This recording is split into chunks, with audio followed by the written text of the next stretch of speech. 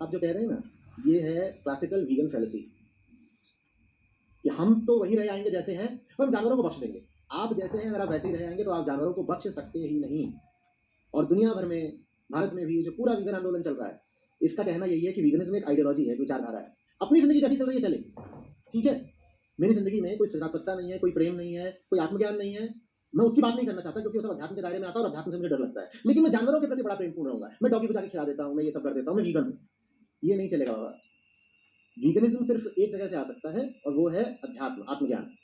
अहिंसा सिर्फ और सिर्फ ज्ञान से आ सकती है।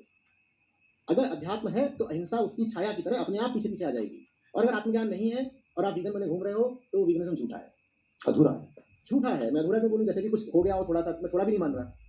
वीगन बन के लोग घूम रहे हैं और उनके कंज्यूमरिज्म में कोई कमी नहीं आ रही। बच्चे उत्पादन पैदा कर रहे हैं। जीवन की उनकी जितने भी चुनाव हैं वो सब के सब जीवन विरोधी ही हैं। तो बताइए वो जानवरों का भी क्या कल्याण कर देंगे? बस उन्होंने अपने आप को ये दिलासा और ये गौरव दे रखा है कि मैं दूध नहीं लेता, मैं अंडा नहीं लेता और मैं चमड़े की बेल्ट नहीं पहनता हूँ, मैं चमड़े की बेल्ट नहीं पहनता।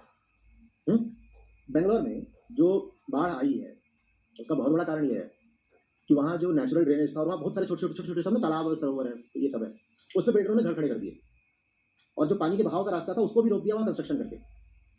तो वो पानी बह तो सकता नहीं, तो भर गया, यही हुआ है, ठीक है। अब जहाँ पानी रहा होगा वहाँ पे पानी से संबंधित एक इकोसिस्टम था, जीव जंतु भी रहे होंगे।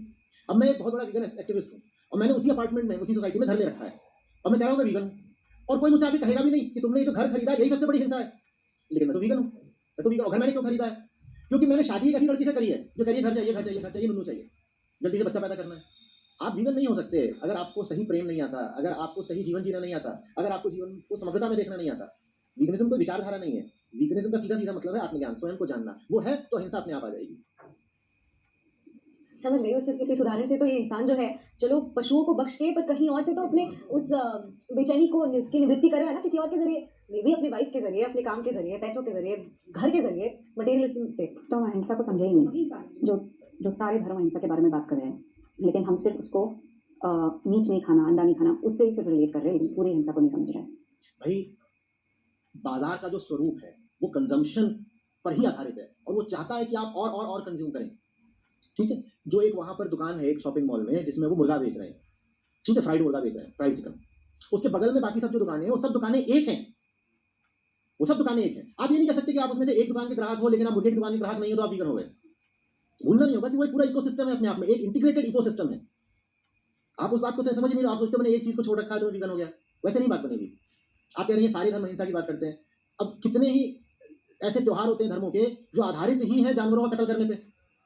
हम कहते हैं कि सारे सब अच्छी बात हो रही है, सब अच्छी बात हो रही है, मैं वीगन हूँ, लेकिन मैं लोगों को सब त्योहारों की बधाइयाँ दे रहा हूँ और वहाँ मैं बात करने से कतरा रहा हूँ कि असलियत चल क्या रहा है, तो मैं वीगन कहाँ से हो गया?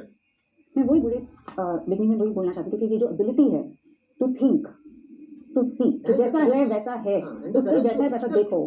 Exactly, come to in your thought. Yes, क्योंकि विचार आप करोगे, अच्छी बात होती है सोचना, सोचोगे तो आपको कुछ दिखेगा। जो दिखता है वो स्वीकार करने की हमारी हिम्मत ही नहीं पड़ती। तो कहते बहुत सोच लिया, चलो भाई लगा टीवी लगा, भागते हैं हम खुद से वापस, चाहते नहीं है। और आई थिंक जब सोचना ऐसा चालू करेगी तब अपने आप से अपने जो एम्बिशंस है वो कम होते जाएंगे।